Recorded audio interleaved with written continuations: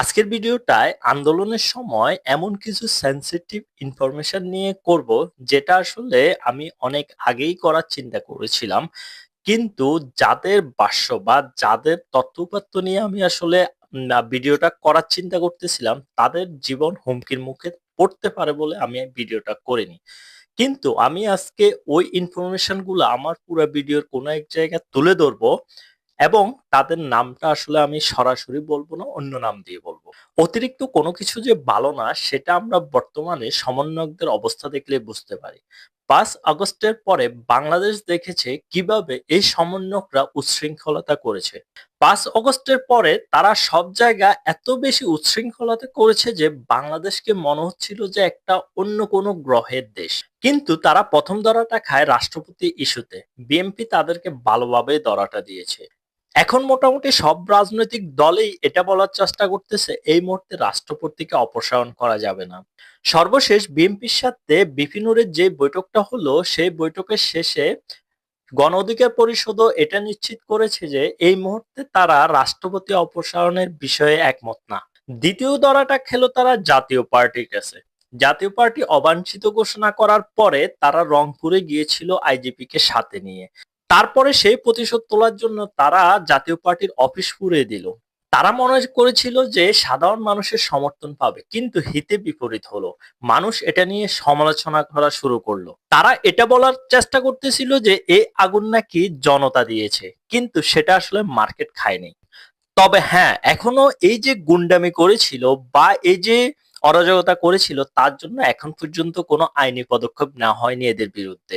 জাতীয় পার্টির নেতা শামীম পাটোয়ারি একটা টক শোতে বলেছিল যে তারা কেস করতে গিয়েছিল বা মামলা করতে গিয়েছিল, কিন্তু পুলিশ সে মামলা নেয়নি। তার মানে এখন পর্যন্ত সরকার আসলে এই সমন্বয়কদেরকে সহযোগিতা করে যাচ্ছে।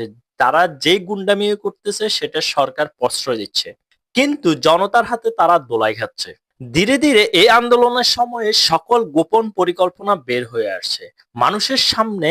এই সমন্বয়কদেরকে, এই আন্দোলনকারীদের আসল রূপ বের হয়ে আসছে। এর মধ্যে একটা ঘটনা হলো, সমন্বয়ক হাসিব বেসরকারি টেলিভিশন ডিবিসির একটা টক শোতে প্রকাশ্যে বলেছে যে তারা পরিকল্পিতভাবেই পুলিশকে মেরে ফুট ওভারব্রিজে ঝুলিয়ে দিয়েছিল, এবং মেট্রো রেলও তারা পরিকল্পনা সহকারেই কিন্তু পুড়িয়েছিল। কি বলেছে একটু শুনে আসি আমরা। অবশ্যই আমরা এটাকে বিপ্লব বলছি কিংবা গণঅভ্যুত্থান যাই বলেন না কেন, এটা কিন্তু কোনো সাংবিধানিক নিয়ম মেনে হয়নি, কোনো আইন মেনে হয়নি। আইন যদি মানতে যেতাম তাহলে কিন্তু এই বিপ্লবগুলো হতো না। যদি মেট্রো রেলে আগুন না দেওয়া হতো, যদি পুলিশদেরকে না মারা হতো, তাহলে এই বিপ্লবটা এত সহজেই অর্জিত হতো না, কিংবা এই ফ্যাসিবাদের পতন নিশ্চিত করা যেত না। সুতরাং শুধু যে সমন্বয়ক হাসিব বলেছে তা না, উপদেষ্টা নাহিদ ইসলামও প্রকাশ্যে বলেছে যে 5 আগস্ট তারা সশস্ত্র সংগ্রামের প্রস্তুতি নিচ্ছিল। 5ই আগস্ট বা 36শে জুলাই আমরা নামার আগে আমি একটা ভিডিও করে বের হয়েছিলাম। যে ভিডিওটাতে আমি বলেছিলাম যে যদি আজকে কোনো গণহত্যা হয়, ম্যাসাকার হয়, তাহলে আমাদের সশস্ত্র সংগ্রামের আহ্বান থাকবে। কিন্তু প্রশ্নটা হলো, তারা সেই অস্ত্র পেয়েছিল কোথায়, বা সশস্ত্র সংগ্রামের জন্য যে অস্ত্রগুলো প্রয়োজন ছিল সেগুলো কোথায় থেকে যোগান দেওয়া হয়েছিল। এগুলা থেকে এখন অনেকেই এটা ধারণা করতেছে বা এটা বিশ্বাস করতেছে যে এই সমন্বয়কদেরকে পিছন থেকে আসলে সহযোগিতা করেছিল বা অস্ত্র দিয়ে সহযোগিতা করেছিল আপনার হিজবুত তাহরির এবং শিবির ক্যাডাররা। শুধু তাই নয়, এই আন্দোলনে যে সকল ছাত্র এবং জনতা নিহত হয়েছিল তার মধ্যে অনেককেই এই শিবির এবং হিজবুত তাহরির যারা সমন্বয়কদের মধ্যে লুকিয়ে ছিল, তারা পরিকল্পিতভাবে হত্যা করেছিল। সেটা এখন তাদের ভাষ্যমতেই প্রকাশ পাচ্ছে। দেখেন, আন্দোলন যখন আসলে সহিংসতার দিকে যাচ্ছিল, অর্থাৎ 16ই জুলাই থেকে 5 আগস্ট, এই পুরোটা সময় আমার বন্ধু রাকিব কিন্তু এবং তার একজন মেয়ে বন্ধুও এই আন্দোলনের সরাসরি প্রতিদিনই মাঠে ছিল। তারা বাম রাজনীতির সাথে জড়িত ছিল, যার কারণে সবসময় তাদেরকে এই বিষয়গুলো টানে। তো তার ভাষ্যমতে আন্দোলনের সময় এমন কিছু ঘটনা ঘটেছিল যেগুলো আসলে তাদেরকে বিশ্বাস করতে বাধ্য করেছিল যে এই আন্দোলনটা খুবই পরিকল্পিতভাবে এবং হিজবুত তাহরির বা অন্য কোনো তৃতীয় পক্ষ দ্বারা এটা নিয়ন্ত্রিত হচ্ছে। সে বলল যে তার পাশে একটা ছেলে দাঁড়িয়ে ছিল, এবং তার গলা দিয়ে একটা বুলেট এমন ভাবে গেল, তার গলার পিছন দিয়ে বের হয়ে পিছনের আরেকজনকে গিয়ে সেই বুলেটটা আঘাত করছে। তার কথা মতো হলো পুলিশ এত দূরে ছিল যে এই বুলেটটা কখনো তার গলা দিয়ে বের হয়ে গিয়ে আরেকজনকে আঘাত করার মতো এত কাছে ছিল না পুলিশ।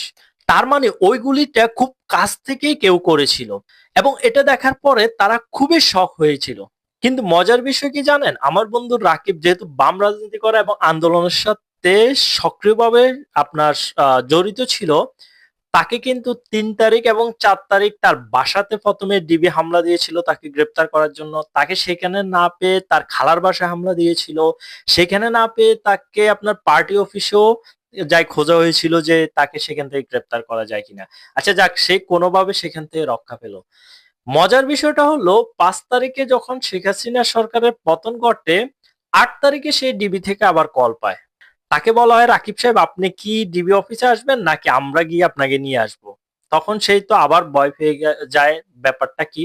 তখন সে তার পরিচিত বা তার পার্টির একজন উকিলের সাথে কথা বলে যায় অফিসে। যাওয়ার পরে ডিবি তাকে প্রথমে খুব ভালোভাবে বলে, ওকে ঠিক আছে যে আপনারা তো আন্দোলনে সক্রিয়ভাবে ছিলেন, সো এখন যেহেতু শেখ হাসিনা সরকারের পতন করছে, এই কেসটা তো আর আসলে কিছুই হবে না। তাকে কিন্তু প্রথম ৪ ঘন্টা এগুলো নিয়ে কথা বলছে। এরপরে প্রায় ২ ঘন্টা বসে রাখে। এরপরে আবার আসলো আরেকটা টিম ডিবির, এসে বলল যে তার সামনে বিশাল একটা ধরেন যে তার আমলনামা হাজির করলো।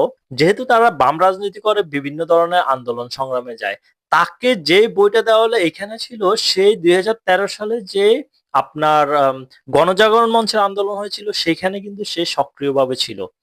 সো তাকে প্রতিটা পৃষ্ঠা উল্টায় দেখাচ্ছে যে আপনি এখানে ছিলেন, এই লোক আপনি কিনা, ওইটা আপনি কিনা, মানে তার আপনার মেসেঞ্জারের হিস্ট্রি থেকে শুরু করে কার সাথে কতক্ষণ কথা বলছে, ওকে একে সব কিছু তাকে বলতেছে। সে নিজে অবাক হয়ে গেল, এটা প্রায় আপনার ১০ বছর আগের ঘটনা, এটা কেন এখন আসতেছে। তখন সে সরাসরি ডিবির যে কর্মকর্তা ওকে জিজ্ঞেস করলো যে এখন এই বিষয়টা কেন আসতেছে। ডিবির ওই কর্মকর্তা সরাসরি বলল যে আপনার নামটা আমাদের কাছে শিবির থেকে এসেছে ৪ তারিখে। বিষয়টা বোঝেন, ৫ তারিখেও না, ৪ তারিখে সকল যারা ২০১৩-তে গণজাগরণ মঞ্চের সাথে জড়িত ছিল এবং বাম রাজনীতির সাথে জড়িত সবারই লিস্ট অলরেডি চলে গেছে কিন্তু আপনার ডিবির কাছে। তার মানে কতটা পরিকল্পিতভাবে এই আন্দোলনটা সংগঠিত হয়েছিল এবং এখানে মানুষকে তৃতীয় পক্ষ ভিতরে ঢুকে হত্যা করে আন্দোলনটাকে আরো আপনার বেগবান করার জন্য কত নিকৃষ্টতম প্ল্যান তারা সাজিয়েছিল। এখন আসলে মানুষ, আমরা বললে বিশ্বাস করবেন তা না, তাদের কথাই সেটা বের হয়ে আসতেছে। সো মানুষ এখন সহজেই সেটা বিশ্বাস করবে। আমি যদি এর আগে আপনাকে বলতাম হয়তো আপনি সেটা বিশ্বাস করতেন না। বাট এখন যেহেতু তাদের মুখ থেকেই শুনতেছেন, তার মানে এই বিষয়গুলো আপনারা সহজেই রিলেট করতে পারবেন। দেখেন, এর আগে আমি একটা ভিডিও করেছিলাম যে সমন্বয়কদের দিন ফুরিয়ে আসছে, সেটা আমরা এখন দেখতে পাচ্ছি কিভাবে আসলে ফুরিয়ে আসছে। এখন একটা জিনিস চিন্তা করেন, এতদিন তারা বলতো যে সংবিধান বাতিল করে দিবে, কেউ কোনো কথা বলেছে? কিন্তু এখন মানুষ বলা শুরু করতেছে। বিএনপি প্রকাশ্যেই বলল যে এই সংবিধান কোনো আসলে রাপ খাতা না যে আপনি যখন চাইলেন ছিঁড়ে ফেললেন। এই সংবিধান পরিবর্তন করবে মুক্তিযোদ্ধারাই। তার এই কথার জন্য আমি স্যালুট জানাই। কিন্তু বিষয়টা হলো বিএনপির এখানে আরেকটা রাজনীতি আছে, সেটা নিয়ে কাল পরশু আরেকটা ভিডিও করব। বিএনপি আসলে কেন এটা বলছে। আরেকটা বিষয় দেখেন, এখন কিন্তু সংবিধান যে লিখেছে আমাদের ডক্টর কামাল হোসেন, তিনিও কিন্তু এখন এটার বিপক্ষে সরাসরি প্রকাশ্যে বলতেছে। এতদিন কিন্তু এগুলোর বিপক্ষে তারা কিছুই বলেনি। এখন যখন এদের আসল রূপটা সামনে চলে আসতেছে এবং তারা সরকারে গিয়েও যে ধরনের পরিবর্তনের কথা বলছে, বরঞ্চে তারা আমাদের স্বাধীনতাটা মুছে ফেলার জন্য যে সকল পদক্ষেপ নিচ্ছে, সেটা মানুষের সামনে আসলে পরিষ্কার হয়ে গেছে। যার কারণে মানুষ এখন এদেরকে প্রতিহত করার জন্য, এদের আসল উদ্দেশ্যকে নস্যাৎ করার জন্য এক হচ্ছে। এবং আমি মনে করি স্বাধীনতা বিরোধী শক্তি বাংলাদেশে কখনো আসলে শক্তিশালী অবস্থানে আসতে পারবে না। এই অন্তর্বর্তীকালীন সরকার কিংবা তাদের দোসর যে সমন্বয়করা আছে, তারা যতই চেষ্টা করে বাংলাদেশকে ধ্বংস করার জন্য, বাংলাদেশকে তারা কখনো ধ্বংস করতে পারবে না। কারণ হলো বাংলাদেশের মানুষ তাদের অস্তিত্বকে কখনো ভুলে যায় না। তারা স্বাধীনতাকে তারা যতই এই জুলাই